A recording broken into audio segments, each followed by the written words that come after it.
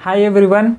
अब अपना सीरीज़ जो वीकली करंट अफेयर का सीरीज़ है वो चल रहा है, उसे आगे बढ़ाते हैं। और आज हम लोग कवर करने वाले हैं 7 अगस्त से कब तक, 12 अगस्त तक कवर करेंगे। ठीक है, क्लियर है इतना? चलिए, 7 अगस्त से 12 अगस्त तक कवर करने वाले हैं, जो कि इम्पोर्टेंट होगा CAPF AC के लिए, CDS के लिए, NDA के लिए, FCAT के लिए और अदर गवर्नमेंट एग्ज़ाम्स के लिए। ठीक है, चलो पहला है कि नेशनल हैंडलूम डे जो सेलिब्रेट करते हो 7 अगस्त को करते हैं। तो डे बेस्ड क्वेश्चन भी पूछ लेते हैं डिफेंस एग्जाम में। तो नेशनल हैंडलूम डे कब सेलिब्रेट करते हैं? 7 अगस्त को सेलिब्रेट करते हैं। और अभी जो 11th national handloom day will be celebrated कहाँ? 7 अगस्त को भारत मंडपम में न्यू दिल्ली में सेलिब्रेट किया गया है। इसका थीम इम्पॉर्टेंट है, थीम याद रखना है। थीम है वीविंग, है ना, weaving innovation into tradition. Clear है?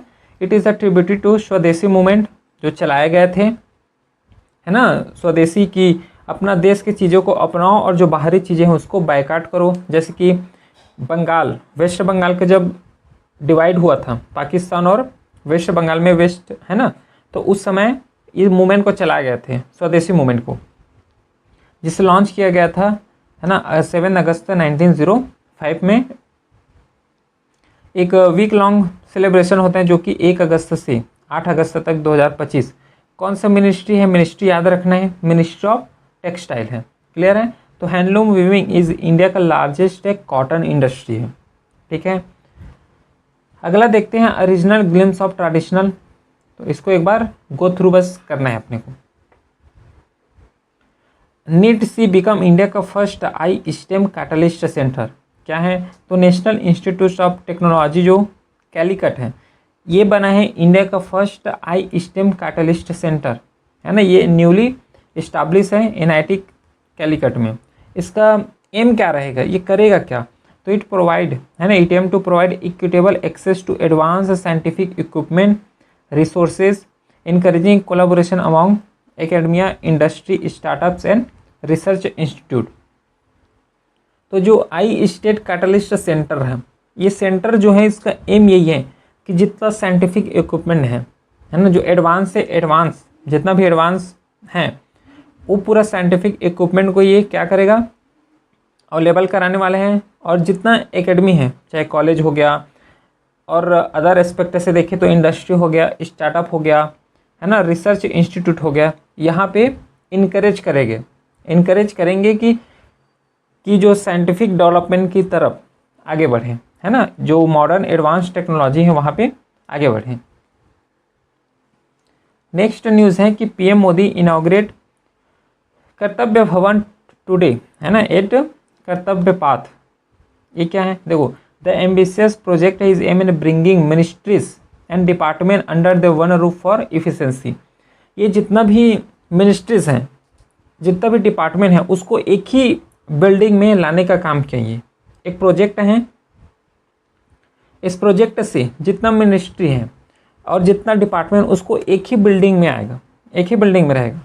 तो the union housing and urban affairs ministry plan to construct 10 building as a part of the common central secretary under the government central vista redevelopment project. ये development को याद रखना है। कौन सा development है? Central vista redevelopment project. ठीक है, तो इसी प्रोजेक्ट के तहत जो पूरा, इसी प्रोजेक्ट के तहत क्या पूरा बिल्डिंग बनाएंगे। तो बिल्डिंग बनने के बाद जितना भी मिनिस्ट्री और डिपार्टमेंट है, उस एक बिल्डिंग में जो भी काम है वो होगा। नेक्स्ट है कि स्टेट विजिट हुआ है प्रेसिडेंट का, कहाँ का? फिलीपींस का। फिलीपींस का लोकेशन ये रहा, देखो, प्रेसिडेंट हैं फर्दिनांद जी ने क्या है, जो स्टेट विजिट हुआ है इंडिया में, कब से? 4 से 8 अगस्त के बीच। तो the visit is at the invitation of the prime minister Narendra Modi, जो मोदी जी के तरफ से हैं, वहाँ से हुआ है। The visit will include engagement in the new Delhi and Bengaluru. और आगे देखते हैं इसी में,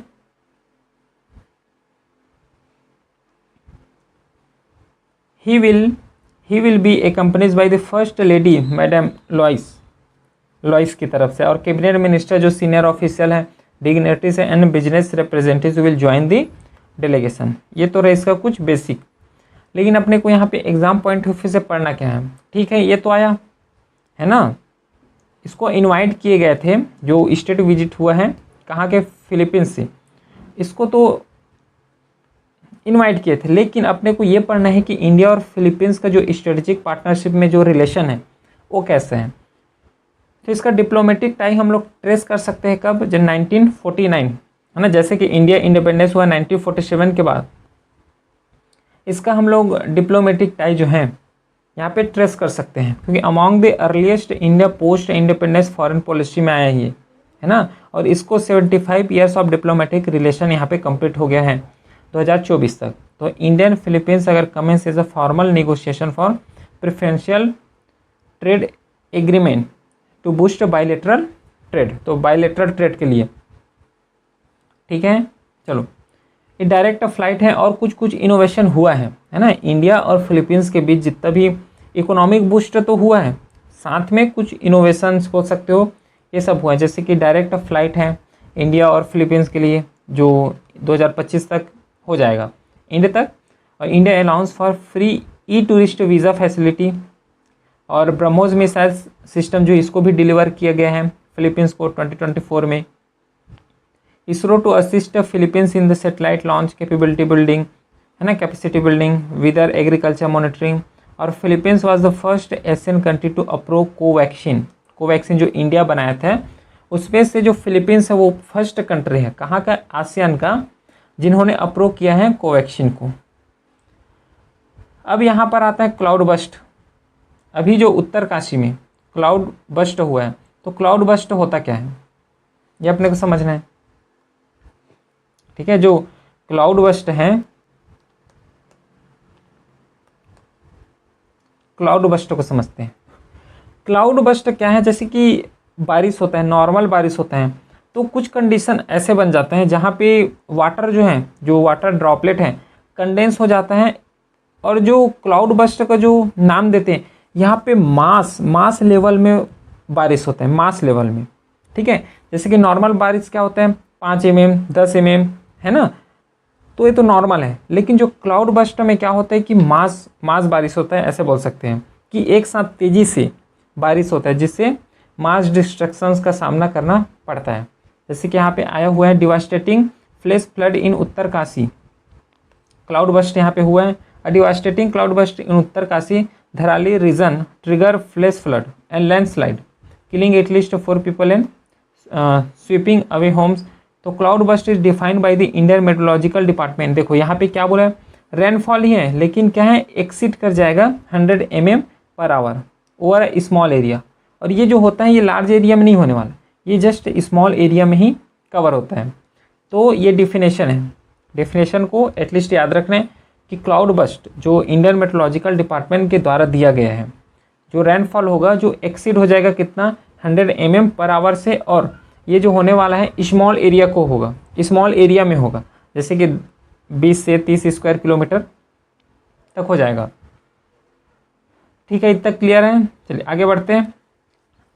अब एक चीज़ यहाँ पे ये समझते हैं कि हिली एरिया ही क्यों प्रोन है ना, नॉर्मल एरिया में क्यों नहीं होता क्लाउड बस्ट, हिली एरिया में ही क्यों होता है, क्योंकि एक होता है टोपोग्राफी डिपेंडेंस, टोपोग्राफी के ऊपर, क्योंकि स्टीप स्लोप जो है accelerate water run off and debris flow, यहाँ पे समझते हैं।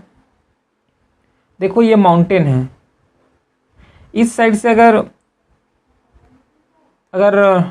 क्या बोल सकते हैं, हवा जा रहा है ना, हवा ऊपर उठ रहे हैं, ठीक है। हवा अगर ऊपर उठ रहा है और हवा अपने साथ क्या लेके जाएगा, नम वाटर है ना, पानी का ड्रॉपलेट, वाटर ड्रॉपलेट। तो ऊपर जाते जाते तक पूरा ऊपर ना जाके पास एरिया में क्या हो जाता है, कंडेंस हो जाता है। तो यहीं से क्या हो जाएगा, मास जो क्लाउड बस्ट है, यहाँ से मास क्लाउड बस्ट स्टार्ट हो जाते हैं, ठीक है। वाटर तो जा रहा है ऊपर, लेकिन पूरा ऊपर ना जाने के कारण है ना, आधा ही दूर क्या हो जाता है कि ये जो यहीं पे क्या हो जाता है, कंडेंस हो जा रहा है। तो जब यहीं पे कंडेंस हो जा रहा है तो यहीं पे वाटर क्या है, पूरा मास डिस्ट्रक्शन कर देते हैं एज अ फॉर्म ऑफ किसके, क्लाउड बस्ट के फॉर्म में। ओरोग्राफिक लिफ्टिंग होता है ना। ओरोग्राफी हो गया, रॉकी टेरेन है, टेरेन की वजह से एल्टीट्यूड भी एक हाई वल्नरेबिलिटी जोन है due to the dense valley population and fragile ecosystem. Clear है, इसको सबको तो हम लोग ज्योग्राफी में पढ़ेंगे ही पढ़ेंगे। अगला देखते हैं फिर नेक्स्ट न्यूज़।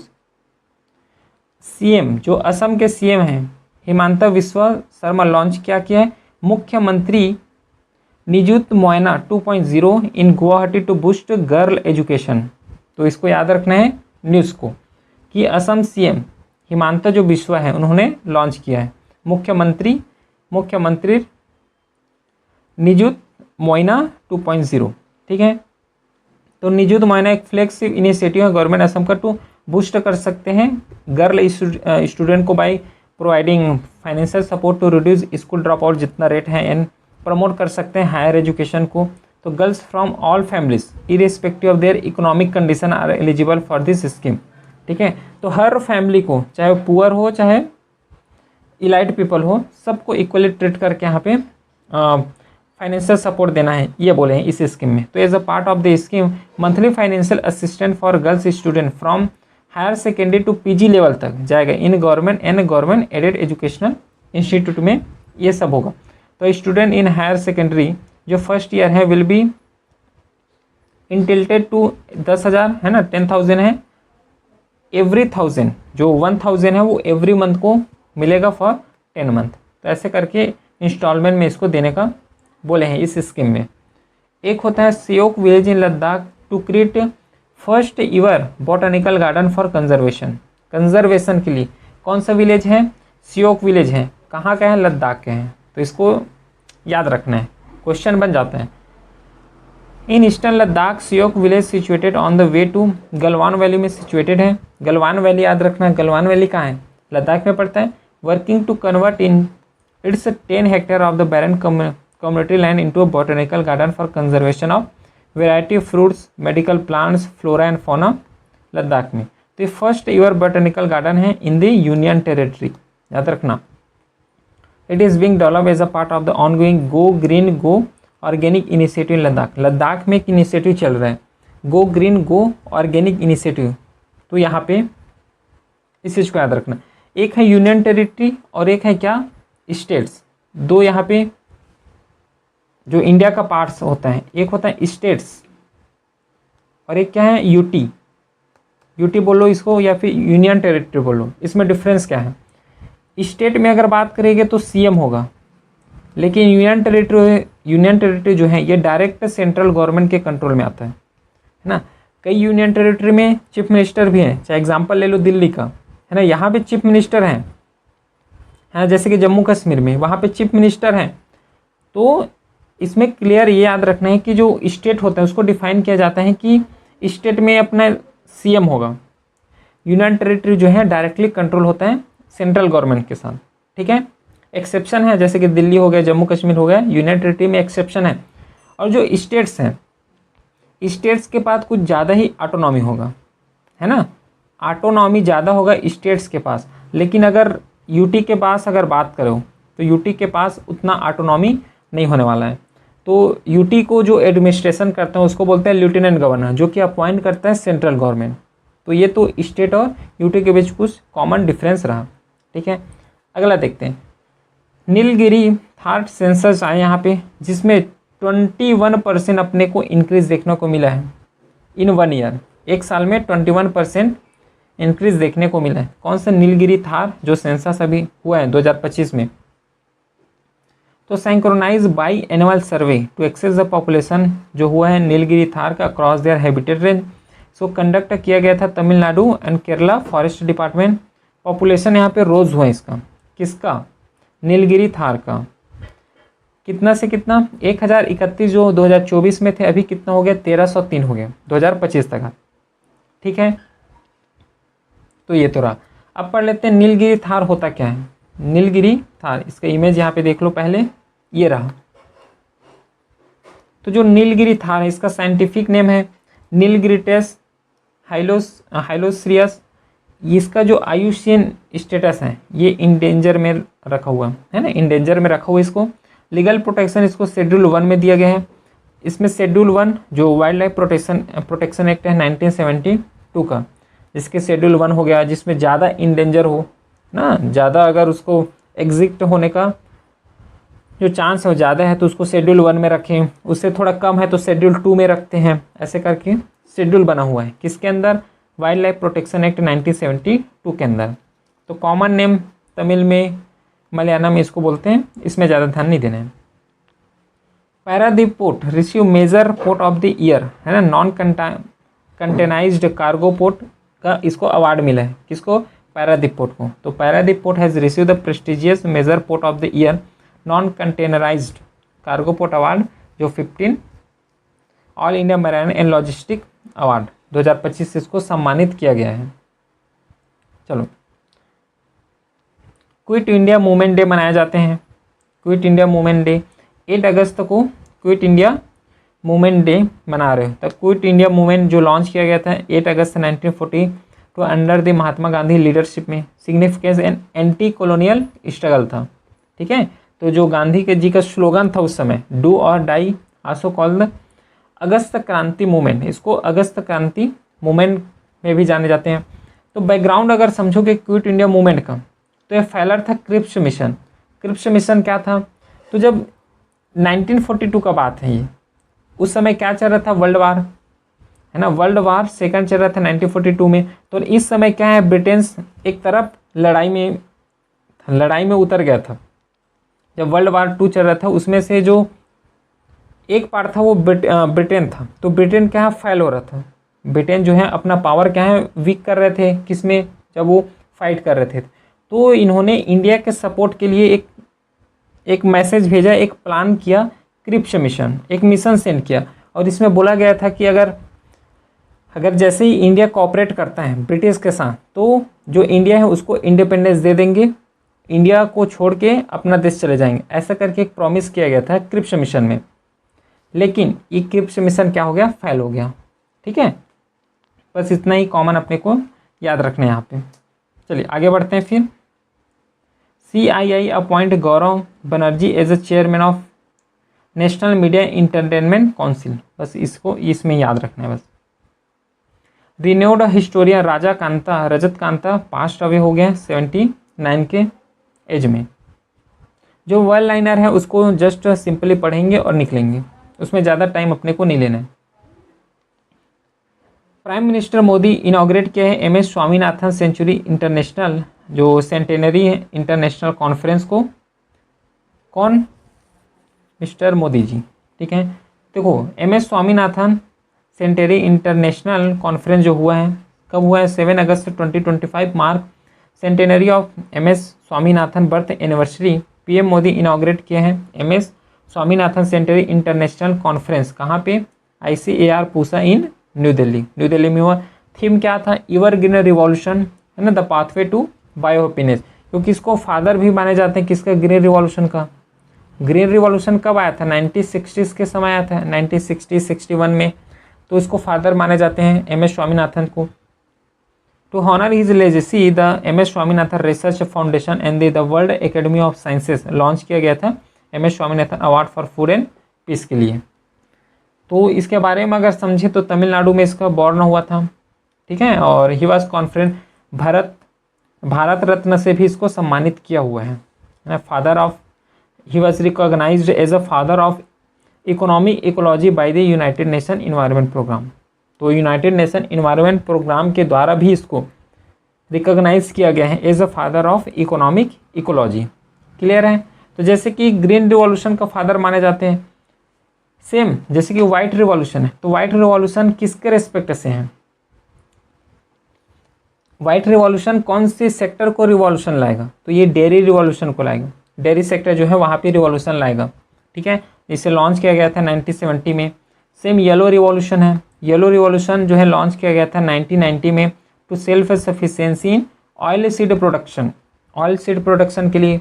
ब्लू रिवॉल्यूशन जो कि लॉन्च किया गया था 2015-2026 तक, जो फिशरी सेक्टर को बूस्ट करेंगे। ब्लैक रिवॉल्यूशन है, ब्लैक रिवॉल्यूशन जो सेल्फ सफिशिएंसी के लिए था। किसमें?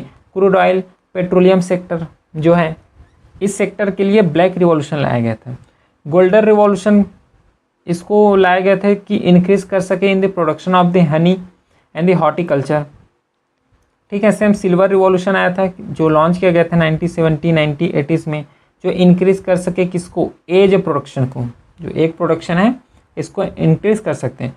तो यहाँ से क्वेश्चन बनता है, एग्जाम में आता है, तो इसको एक बार गो थ्रू करना है, माइंड में रखना है। एक है पहल स्कीम जो direct benefit transfer for LPG, ठीक है, एलपीजी गैस सिलेंडर जो आता है वही।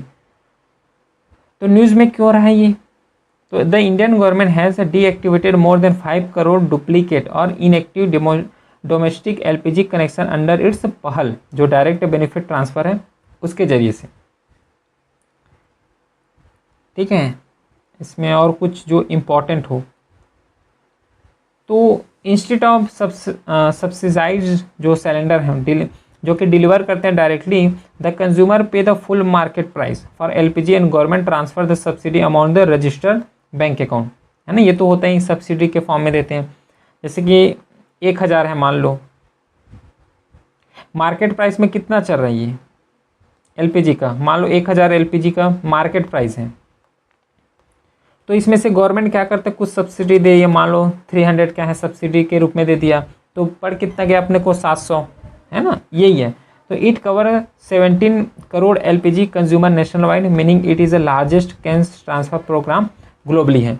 तो जो डायरेक्ट बेनिफिट ट्रांसफ़र है, इसमें क्या होता है कि पहले जो था, पहले क्या था कि हैंड में देते थे, हाथ में दे रहे हैं, तो उसमें बहुत सारे इंटरमीडिएट्स हैं, जैसे कि एक मिनिस्ट्री हो गया, ये मिनिस्ट्री ने सब्सिडी दिया, तो सब्सिडी पहले किसके पास जाएगा, डिपार्टमेंट के पास गया, डिपार्टमेंट के पास किसके आएगा, जो डिस्ट्रिक्ट का हेड है, मान लो डीएम के पास आया, डीएम के बाद बैंक के पास आएगा।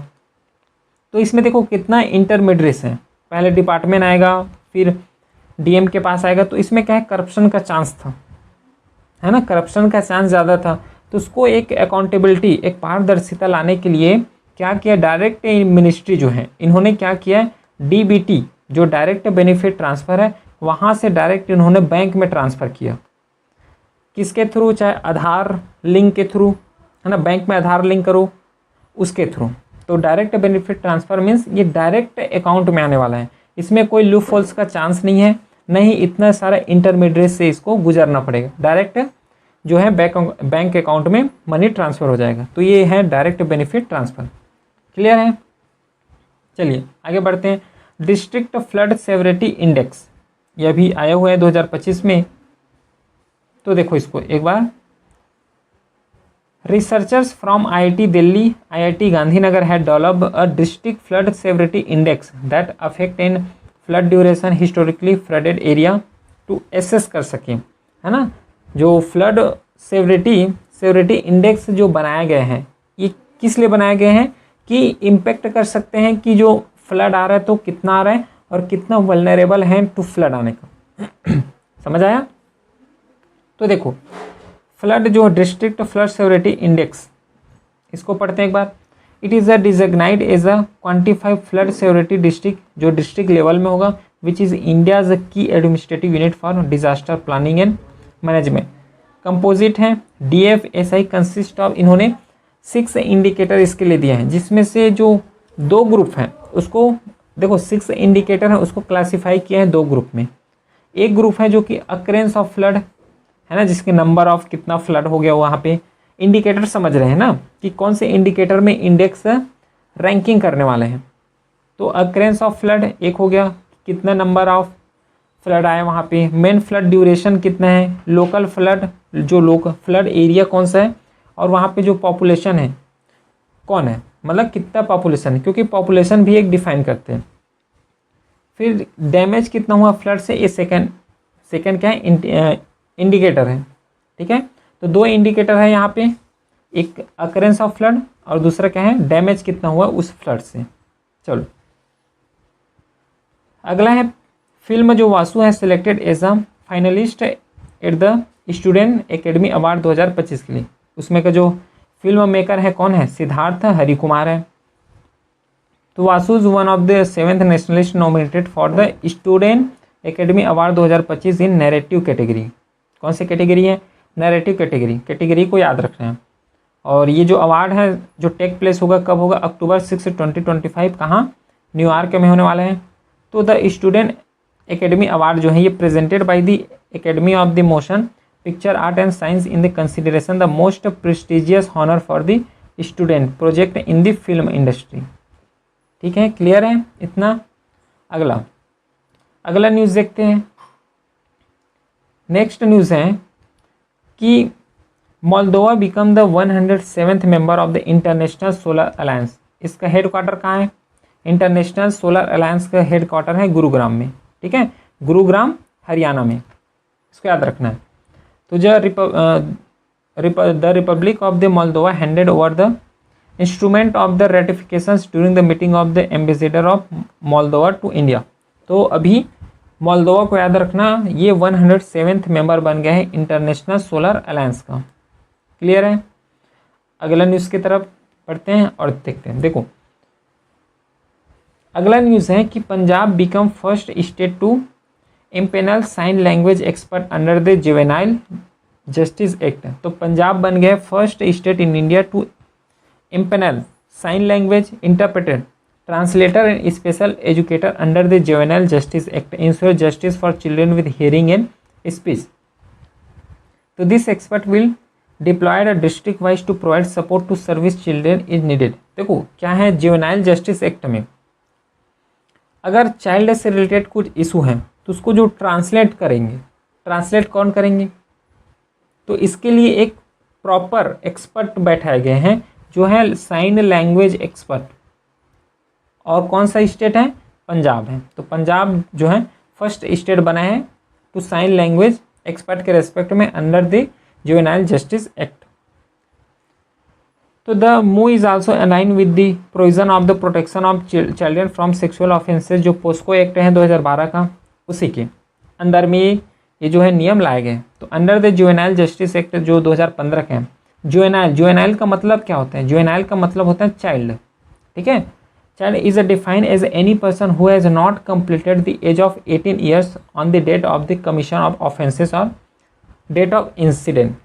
तो यहाँ पे देखो, मान लो कोई चाइल्ड के ऊपर अगर क्राइम हुआ है ना, क्राइम हुआ है, तो अगर वे क्या है बोलने के लिए अगर हेजिटेट हो रहा है तो उसके लिए ही ये साइन लैंग्वेज एक्सपर्ट बैठाए गए हैं, जिससे फेयर क्या हो, सर्विस जो है डिलीवरी हो और जो जजमेंट हो वो एक फेयर वे में हो।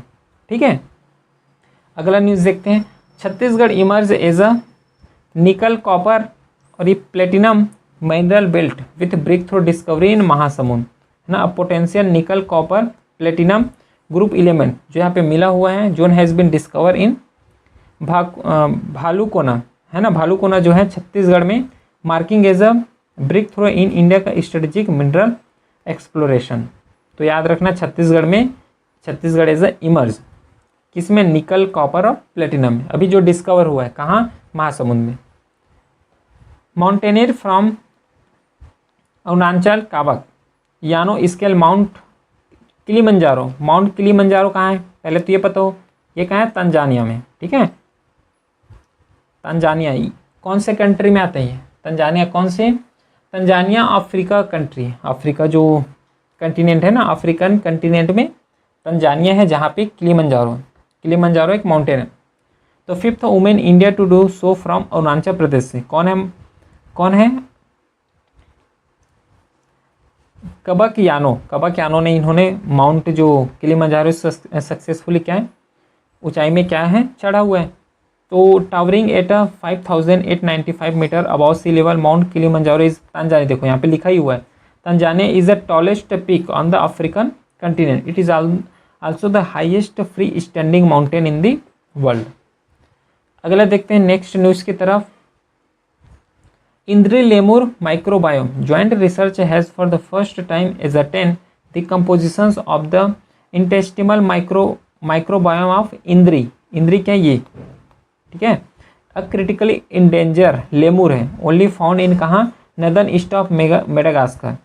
ये फाउंड होता है ओनली मेडागास्कर में, और मेडागास्कर में एक्यूरेटली अगर जाए तो नदर्न ईस्टर्न में। ठीक है, क्रिटिकली इंडेंजर है, इसका स्टेटस याद रखना है। एक होता है इंडेंजर, एक होता है क्रिटिकली इंडेंजर, है ना, एक होता है थ्रेटेन। तो सब पढ़ेंगे ज्योग्राफी में। इंद्री और इसको और क्या बोलते हैं, बाबा कोटो इज ए लोकल लैंग्वेज में बोलते हैं इसको, is the largest of the surviving lemur species है ना। साइंटिफिक नेम इसका इंद्री है और इसको क्लासीफाई किया गया है as a critically endanger under the IUCN red list में। तो इसको याद रखना पूरा इसके बारे में, इंद्री लेमूर माइक्रोबायोम। उसके बाद इंडिया का जो अन्नू रानी, इन्होंने विन्स किए हैं gold medal in the women javelin throw international Mislaw Maniak memorial 2025, जो कि कहाँ पे हुआ है, पोलैंड में हुआ है। तो याद रखना है इसको, अन्नू रानी को, है ना, अन्नू रानी को याद रखना है। फिर 9 अगस्त को हम लोग सेलिब्रेट करते हैं वर्ल्ड ट्राइबल डे, जो इस साल का थीम था, जो 2025 का थीम है indigenous people and artificial intelligence defending rights shaping the future. तो इसका थीम को याद रखना है, थीम बेस्ड क्वेश्चन यहाँ पे पूछ लेते हैं। फिर वर्ल्ड संस्कृत डे सेलिब्रेट करते हैं 9 अगस्त को, है the world Sanskrit day observe on the Shravan Purnima which is also mark the Rakshabandhan के रेस्पेक्ट में इसको सेलिब्रेट करते हैं। The Sanskrit day, world Sanskrit day 9 अगस्त को इसको भी सेलिब्रेट करते हैं। तो this year the world Sanskrit day fall on August 9, while Sanskrit week will celebrate किए गए हैं अगस्त 6 to 12, 2025। अगला 10 अगस्त को सेलिब्रेट करते हैं वर्ल्ड लायन डे, ठीक है, वर्ल्ड लायन डे 10 अगस्त को सेलिब्रेट करते हैं, जो कि अवेयरनेस ला सके पीपल के ऊपर to conserve and the protection of the lion world wide. तो ministry of environment forest and climate change in a collaboration with the forest and environmental department government of Gujarat के द्वारा इसको रन किया गया है कि अवेयरनेस ला सके, है ना, लायन को प्रोटेक्ट करने के लिए। तो will celebrate world lion day 2025 on August 10 कहाँ पे, भिरदा वाइल्ड लाइफ सेंचुरी और देवभूमि द्वारका डिस्ट्रिक्ट, कहाँ, गुजरात में। तो इसको याद रखना है कि कहाँ सेलिब्रेट किया। अगर सेलिब्रेशन के रिस्पेक्ट से अगर क्वेश्चन आता है कि पूछ दिया 10 जो वर्ल्ड लायन डे जो 10 अगस्त तक हो रहे हो कहाँ सेलिब्रेट किया है, ऐसा अगर क्वेश्चन बनता है तो भिरदा वाइल्ड लाइफ सेंचुरी जो कि कहाँ पे है, गुजरात में है। तो in Gujarat the Asiatic lion found only in Saurashtra region, Saurashtra region में ही फाउंड होता है एसेटिक लैंड। तो एसेटिक लैंड के बारे में अगर पढ़ें तो एक ग्रासलैंड सवाना, है ना, dense shrub open would island में ही ये क्या करते हैं, हैबिटेट करते हैं, वहीं पे रहते हैं ये। तो concentrated in the Gir national park, कहाँ, जो गुजरात में है, and wild life sanctuary Gujarat में जो है वहीं पे ही कॉन्सेंट्रेटेड है। Barda wild life sanctuary has emerge as second home for lion. तो याद रखना, एक तो गिर नेशनल पार्क में तो है ही है, यहाँ पे जो भिरदा वाइल्ड लाइफ सेंचुरी है जो कि गुजरात में है, ये सेकंड होम लायन के लिए माने जा रहे हैं अभी। तो IUCN स्टेटस अगर देखा जाए तो ये वल्नरेबल की कैटेगरी में है, ठीक है। Barda wild life sanctuary as emerge as second home for lion, ये तो हो गया, ठीक है। इतना इसको रखा गया है लिस्ट इन 1 में और 4th में, है ना, 1 और 4th में of the wild life protection act 1972 और अपेंडिक्स 1 में, सिटीज़ का जो अपेंडिक्स है उसमें 1 में इसको रखा गया है। तो asiatic lion are slightly smaller है देन अफ्रीकन लायन। एक होता है अफ्रीकन लायन, है ना, एक होता है एसेटिक लायन। अगर कंपैरिजन आ जाते हैं, इसको स्टेटमेंट में बना के भी दे सकते हैं कि बताओ ये सही है कि गलत। तो ये याद रखना है कि जो एसेटिक लायन है ये क्या है, स्लाइटली स्मॉलर होता है देन अफ्रीकन लायन से। तो इंटरनेशनल बिग कैट अलायंस है जो लॉन्च किया गया था 2023 में, उसमें लायन को भी इंक्लूड किया गया है। अगला देखते हैं वर्ल्ड बायोफ्यूल डे जो सेलिब्रेट करते हैं कब, 10 अगस्त को। इसको भी याद रखना है, टू प्रमोट कर सके biofuel as a sustainable alternative to fossil fuel, है ना, बायोफ्यूल को एज अ सस्टेनेबल अल्टरनेटिव ला सकते हैं फॉसिल फ्यूल। क्यों ऐसा, क्योंकि जितना जो फॉसिल फ्यूल में जो ग्रीन हाउस गैस इमिशन या फिर जितना पॉल्यूशन होता है वो जो बायोफ्यूल है उसमें बहुत नेग्लिजिबल होता है, उसमें नहीं होता है बायोफ्यूल में। तो in India the ministry of petroleum natural gas and the ministry of the environment forest and climate change start किया celebrating world biofuel day from 2015 onwards, है ना, 2015 से ये चल ही रहे हैं। तो ऑन अगस्त 10, 1893 जो सर रुडोल्फ हैं Diesel successfully run his engine using peanut. ये तो हिस्ट्री है, इसमें अपने को जाना नहीं है, इसको छोड़ सकते हो। यहाँ पे देखो एक और द वर्ल्ड बायोफ्यूल अलायंस है, इसको याद रखना है। ग्लोबल बायोफ्यूल अलायंस जो है लॉन्च किया गया था G20 समिट 2023 में। Positions India as a global leader in ethanol trade and the technology, तो इसको याद रखना है। पीएम, अगला जो न्यूज़ है अपना, PM pays tribute to the courage of patriotic Indian censor Kakori on its centenary. कौन है ये ककोरी? देखो, पीएम मोदी जो UP chief minister Yogi Adityanath commemorate the 100th anniversary of the Kakori rail conspiracy. देखो, ये रेल कॉन्फ्रेंसी है, recalling the courage sacrifice and vision of the revolutionary who carried out one of the most daring act of the Indian freedom movement. तो ये history से related है। तो recently the government of UP has renamed Kakori Kand as a important movement in the history of freedom struggle to Kakori train action. तो है क्या इसमें जो मेंबर था कौन? देखो, जैसे राम प्रसाद बिस्मिल हो गया है ना, जो खान जी हैं, और राजेंद्र लिहरी हैं, एन रोशन सिंह है, इसको एग्जीक्यूट कर दिया गया था 1927 में। वाइल अदर को क्या है, प्रिजन में डाल दिया गया था। तो है क्या ये? Member of the Hindustan Republican Association including Ram Prasad Bismil है ना, अशफाकुल्ला खान जो है, चंद्रशेखर आज़ाद हैं। इन्होंने क्या किया है कि स्टॉप्ड किया है 8 डाउन ट्रेन ऑन सहारनपुर जो लखनऊ है, near the Kakori railway station. Clear है? आगे बढ़ते हैं। न्यू बुक है माई नेम इज़ इमिला डेल वाले। इसको कौन लिखा गया है? इसाबेल एलेंडे ने। बस वन लाइनर है, तो इसको वन लाइनर के रेस्पेक्ट से याद रखना है। अगला, छोटा भीम कॉमिक बुक लॉन्च किया गया था to promote reading among children. तो इसको क्रिश्चियन कौन है? छोटा भीम का जो है राजीव चिलिका है। इसको लॉन्च किया गया है as a 29 Delhi book fair in new Delhi में। जो पब्लिकन डिवीज़न है of the ministry of information and broadcasting launch a new comic book based on popular children animation series Chhota Bheem ना। तो छोटा भीम का जैसे इमेज देखेंगे तो बच्चे क्या है, थोड़ा एक्साइटेड होंगे इसको पढ़ने के लिए। तो जो कॉमिक बुक लाया गया है इसलिए इसको लॉन्च किया गया है। अगला नेक्स्ट न्यूज है, Aditi Rao Hydari to receive diversity in a cinema award at the Indian Film Festival Melbourne 2025। अगला, एनसीईआरटी में कुछ न्यू चैप्टर अभी जोड़ा गया है, इंक्लूडिंग जो है फील्ड मार्शल कौन है? फील्ड मार्शल साम मानेकशॉ है ना, ब्रिगेडियर है Mohammad Usman and the major Somnath Sharma. तो इन तीन जो अपना फाइटर है इसका नाम यहाँ पे एनसीईआरटी में जोड़ा गया है। तो इन तीनों के बारे में समझ लेते हैं कि है कौन ये। तो देखो, मानेकशॉ जो है ना, मानेकशॉ के बारे में पढ़ते हैं। आल्सो नोन एज शाम बहादुर भी इसको बोले जाते हैं। एक इंडियन आर्मी का general officer who was the chief of the army staff during the Bangladesh liberation war जो 1971 में हुआ था। He was awarded as a Padma Vibhushan, the second highest civilian award of the India 1972 for his service to the nation. तो Manekshaw was promoted to the rank of a field marshal in January 1973, the first of the only 2 officers to the ever promoted to the post. तो second being K M. Cariappa, दूसरा कौन है? K M. Cariappa who was promoted to the same rank in 1983। ठीक है, पहला KM. Cariappa है और दूसरा जो है जो फील्ड मार्शल में पहुंचा था। Field marshal means highest severity rank है ये। ठीक है, तो एक मानेकशॉ है और एक के.एम. करियप्पा है। दूसरा नाम जोड़ा गया था वो है मोहम्मद ब्रिगेडियर मोहम्मद उस्मान का, also known as the Lion of the Nowshera, at the age of 36 was killed during the defense of Jhangarh in the Indo-Pakistani War of 1970, 1947 and 48.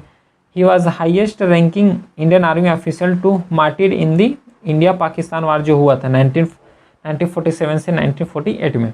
He was the posthumous recipient of the Mahavir चक्र, इसको महावीर चक्र से awardee है या फिर award दिए गए हैं।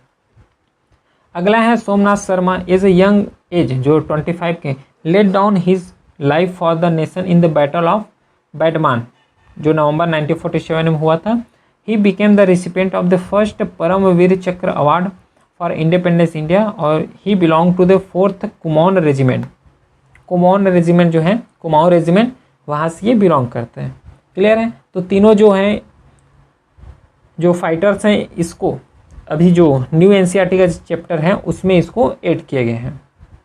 अगला बढ़ते हैं भारत टैक्सी, है ना। भारत टैक्सी एक गवर्नमेंट का कोऑपरेटिव इनिशिएटिव है जो कि काउंटर कर सके किसको, ओला है, जो राइवल है ओला और उबर को काउंटर कर सके। तो भारत टैक्सी लॉन्च किया गया है, cooperative to launch 300 crore ride hailing platform to rival Ola Uber. तो India cooperative sector to challenge just इसको यही याद रखना है कि चैलेंज करने के लिए ही है ओला और उबर को, ठीक है।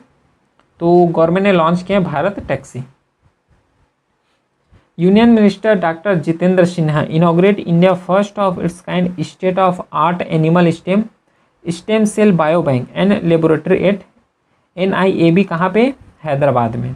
तो the facility to advance regenerative medicine, है ना, disease modelling and the reproductive biotechnology of life stock.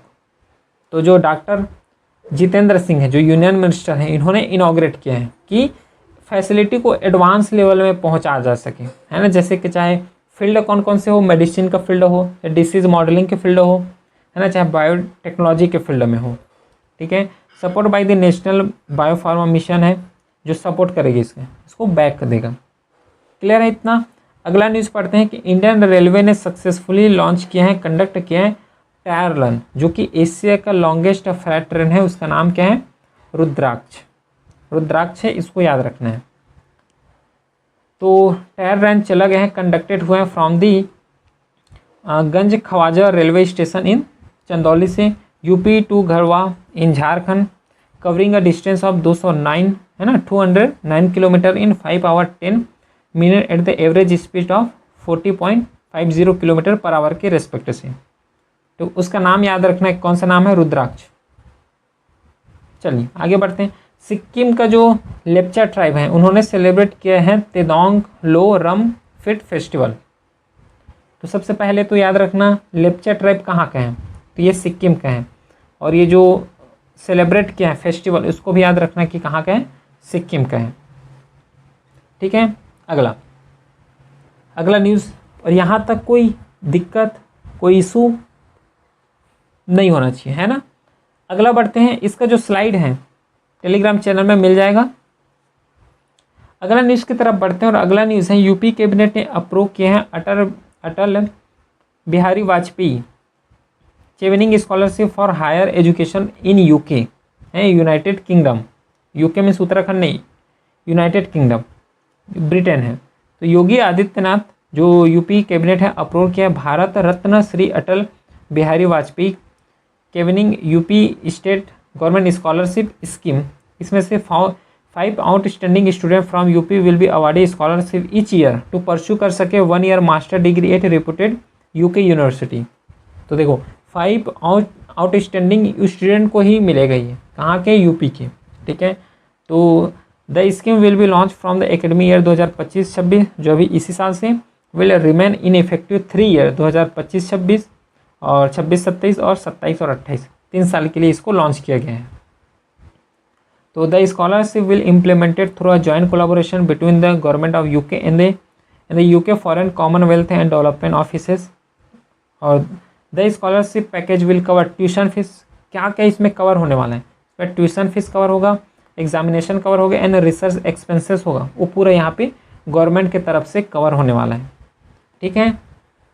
चलिए अब अगला न्यूज़ की तरफ बढ़ते हैं, और अगला न्यूज़ है विष्णुगढ़ जो पिपाल कोटी हाइड्रो इलेक्ट्रिक प्रोजेक्ट, इसके बारे में समझते हैं, क्योंकि अभी न्यूज़ में रहा है। तो 12 worker were injured, 4 of them critically in a sudden landslide जो हुआ है stuck on the dam side में। तो it is located in Alaknanda river, a major tributary of Ganga in the Chamoli district, Uttarakhand में ये लोकेटेड है। लोकेशन याद रखना है और रिवर याद रखना है, अलकनंदा रिवर है और लोकेशन है उत्तराखंड।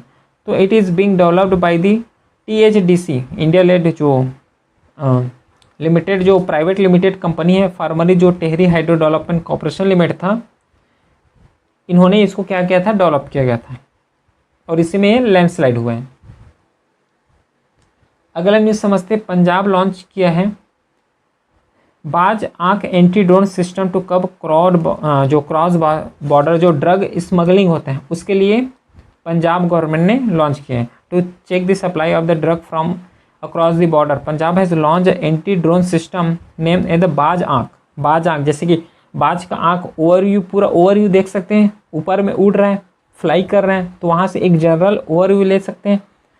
उसी रेस्पेक्ट इसको नाम दिया गया है Baaz Aankh, from the border district of the Tarn Taran. Punjab government ने इसको लॉन्च किया है।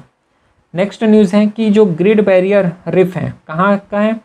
ग्रेट बैरियर रिफ ऑस्ट्रेलिया का, जो कि लार्जेस्ट कोरल ब्लीच है। तो the great barrier reef located off the eastern coast of the Australia in the state of the Queensland, है ना, Queensland had recorded its largest annual coral जो cover decline हुआ है नियर 40 ईयर्स में। तो ये क्या, जो कोरल रिफ है ये ब्लीच ज़्यादा हो रहे हैं, ब्लीचिंग जो है, कोरल ब्लीचिंग। क्या होता है coral bleaching? Stage response in the coral when symbiotic algae, कौन है? Zooxanthellae are the expel from the coral tissue, तो loss of the algae remove from the coral main food sources and colour leaving its pale और white. ठीक है, तो bleach होना का मतलब क्या है? जैसे कि ज़्यादा टेम्परेचर हो गया तो वहाँ पे इसका हानि हो रहा है, यही है कोरल ब्लीचिंग का मतलब। तो देखो, एक जो जूजेंथला है इसको समझ लेते हैं, जूजेंथला को। यहाँ पे ये जो जूजेंथला है,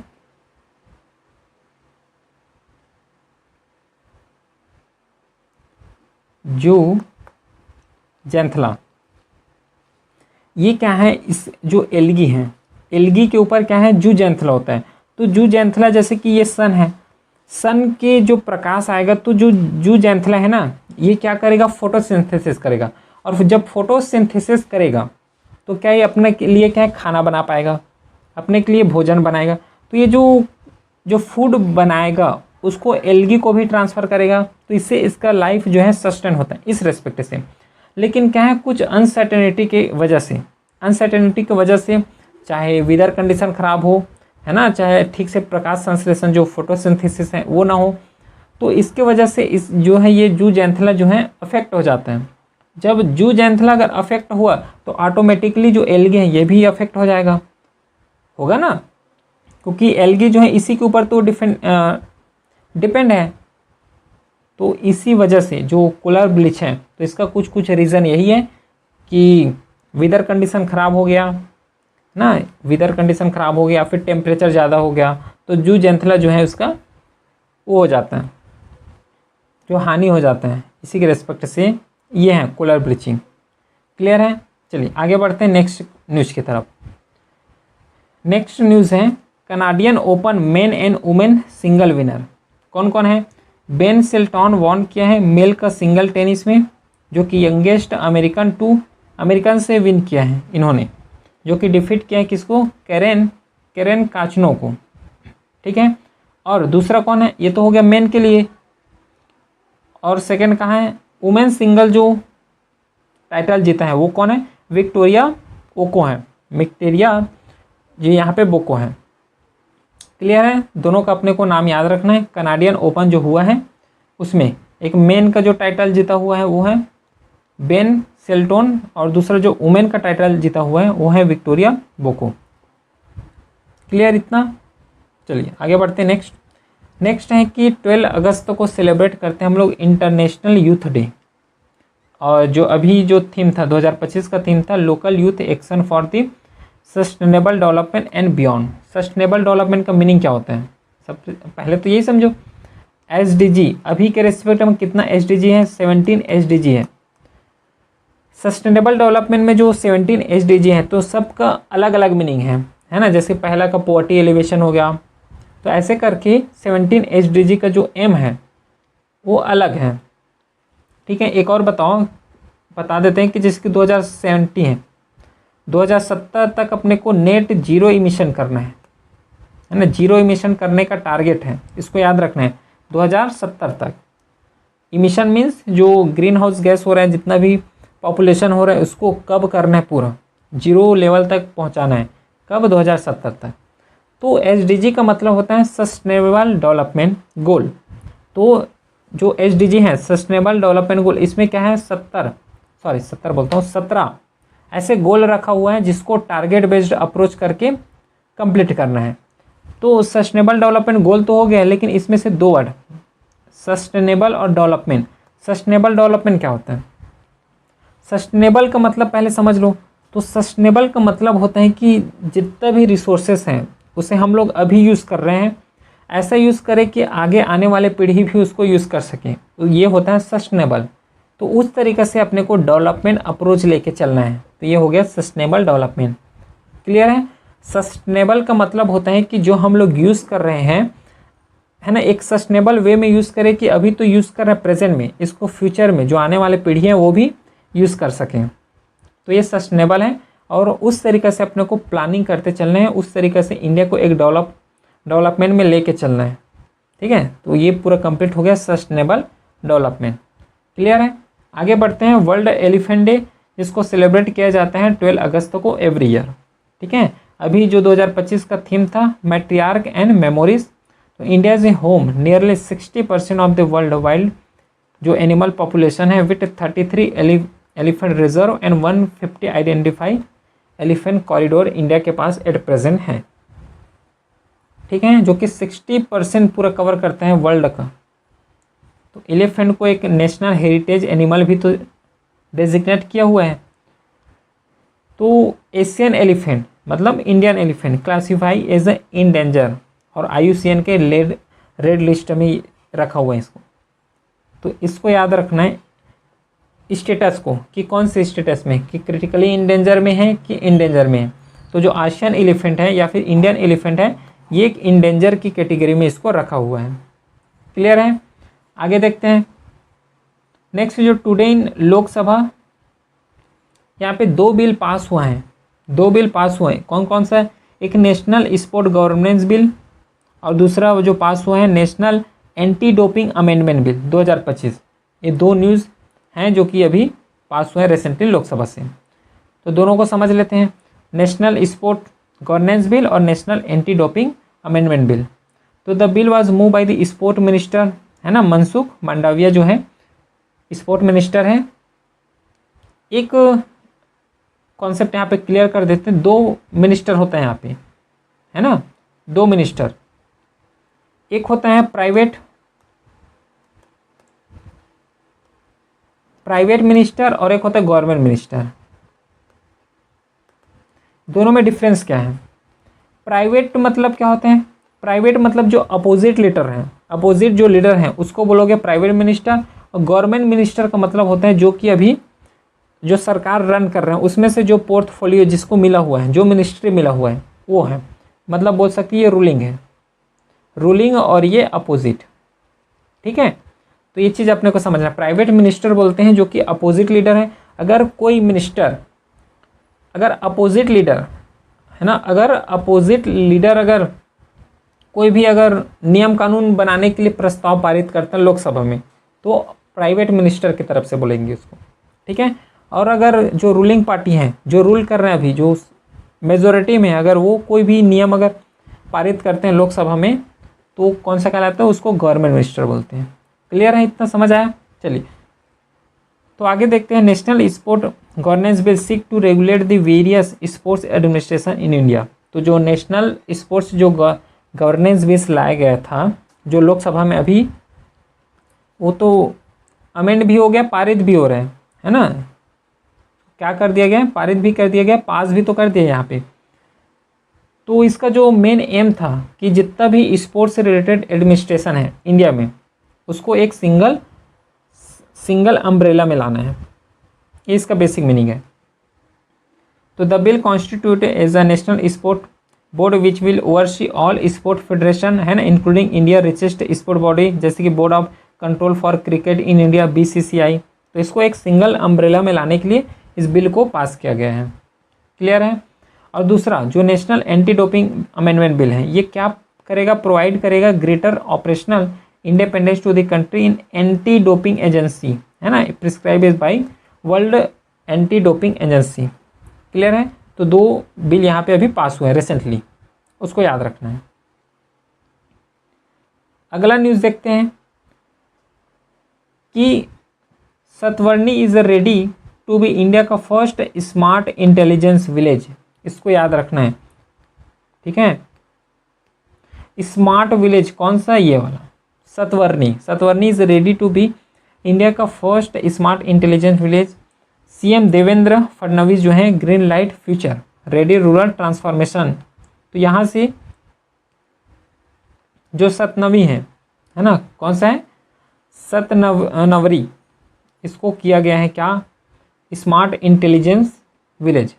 चलिए नेक्स्ट क्वेश्चन, जो नेक्स्ट अपना करंट अफेयर्स है। नेक्स्ट है कि WHO ने डिक्लेयर किया है, WHO means world health organization, ठीक है, वर्ल्ड हेल्थ ऑर्गेनाइजेशन। तो WHO ने डिक्लेयर किया है केन्या को free from sleeping sickness. A disease है sleeping sickness, a major public health victory, public health victory वहाँ के लिए हुआ है, कहाँ के लिए, केन्या के लिए।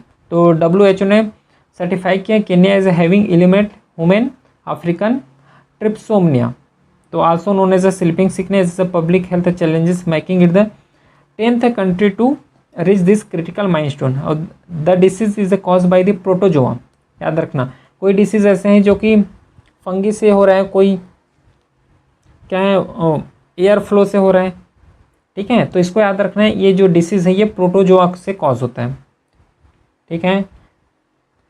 ये एक इंडेमिक है सब सहारन अफ्रीका का, ठीक है। अगर सिम्टम अगर देखा जाए इसका तो फीवर हो गया, हेडेक हो गया, जॉइंट पेन हो गया, है ना, एडवांस स्टेज का, तो ये सब इसका सिम्टम्स हैं। अगला न्यूज़ की तरफ बढ़ते हैं। सी ऑफ गैलीले, क्या है ये, टर्न हो गया रेड में, देख लो। तो कहाँ है इसका लोकेशन, अपने को यहाँ पे समझना है कि सी ऑफ जो गैलीली है टर्न रेड क्यों हुआ है, तो ये है इजराइल का largest fresh water lake change colour to red due to the algae bloom. Algae, it is 209 metre below sea level making its lowest fresh water lake on अर्थ।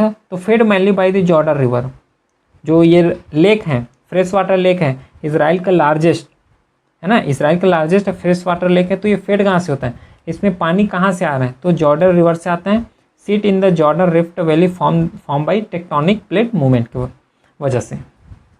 अगला news की तरफ बढ़ते हैं। ये U19 जो गेम हुआ है और U22 दो हुए हैं यहाँ पे।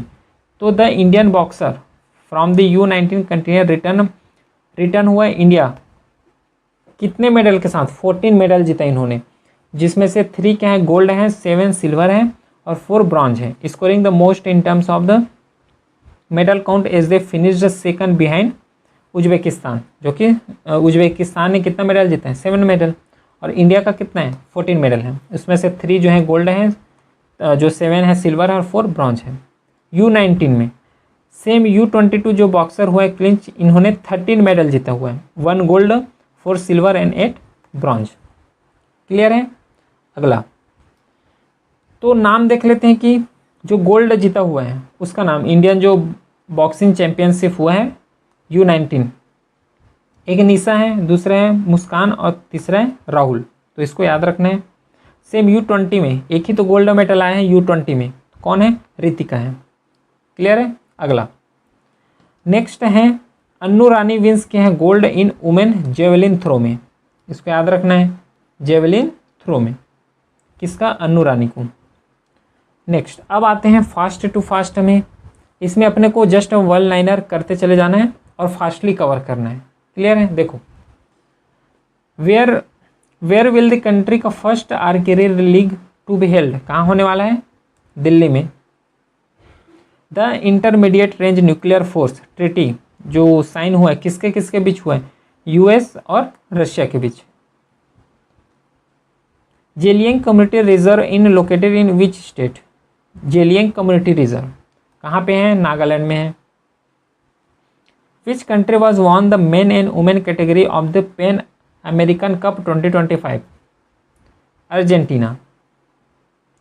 N historical peace agreement over the Nagorno Karabakh region was made between which 2 country, Azerbaijan और आर्मेनिया के बीच। Which state has launch the Baaz Aankh anti drone जो क्रॉस बॉर्डर को कब कर सके स्मगलिंग के रेस्पेक्ट से, तो कौन सा स्टेट है? पंजाब। वेयर हैज़ इंडिया का animal stem cell bio bank has been inaugurated? Hyderabad में। Who on the 15th hockey India sub junior men national championship 2025? कौन है? हॉकी पंजाब। द अगल विलाकू स्कीम लॉन्च किया गया है कौन से स्टेट के द्वारा? तो वो है Tamil Nadu.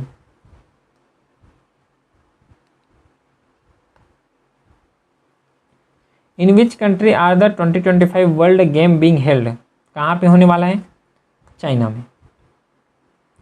The sign initiative has been launch by whom? तो लॉन्च किया गया है Indian council of medical research. The world health organization has recently reclassify which virus as a carcinogenic virus? कौन सा वायरस है? हेपाटिस डी है। In which country will the Shanghai cooperation organization summit जो 2025 में होने वाला है, कहाँ होने वाला है? चाइना। और इसका जो हेड क्वार्टर है कहाँ पे है? संघाई में। संघाई China. Which state government has launch the मुख्यमंत्री संतुष्ट मोयना 2.0 स्कीम? असम गवर्नमेंट ने।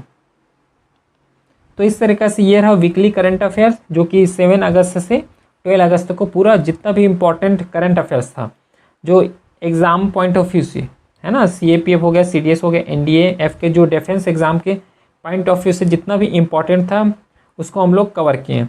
चलिए अब मिलते हैं नेक्स्ट करंट अफेयर्स के साथ, तब तक के लिए थैंक यू।